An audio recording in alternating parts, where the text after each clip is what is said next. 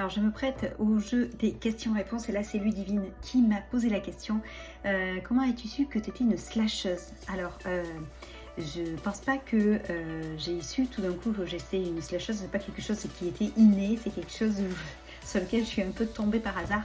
Quand on est un peu curieuse et qu'on fait des lectures ou qu'on parle avec beaucoup de gens, mais ce qui se passe, c'est qu'à un moment donné, effectivement, on tombe sur des trucs qui sont plutôt sympas. Et moi, c'est ce qui m'est arrivé, c'est-à-dire qu'en lisant un article de presse, je suis tombée, je regardais le monde économique de demain, les travailleurs, comment ça se peaufinait, etc. Et je suis tombée donc sur un article qui parlait des slasheurs et des slasheuses, et donc qui faisait référence à Marielle Barbe, au livre qu'elle venait d'écrire justement sur une profession demain, tout slasher, profession slasher, quelque chose comme ça.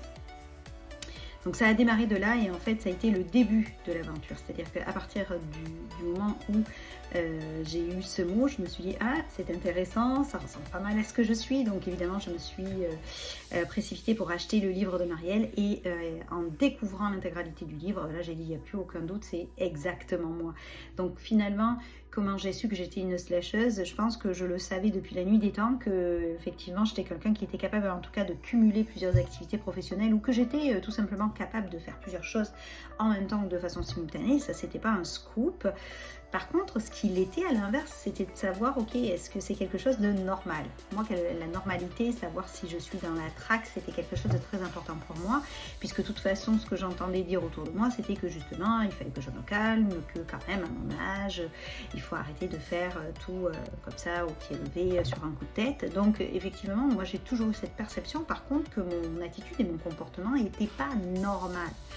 Donc je raisonnais plus en termes de j'avais besoin de validation. Donc c'est sûr que quand je suis tombée sur le mot slashing et que ça décrivait point par point ce que j'avais l'habitude de faire et le comportement que j'avais, ben moi j'ai été super contente parce qu'à partir de ce moment-là, je me suis dit mon Dieu, en fait je suis pas faux folle, je suis pas bizarre, je suis pas instable, je suis pas à moitié d'argent en fait.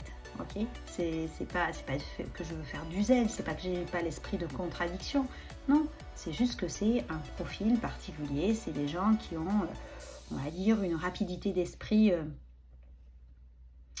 un petit peu différente de la moyenne, dire ça comme ça, et qui ont besoin de se nourrir de choses qui sont différentes, de choses qui les animent et qui les rend vivants, voilà.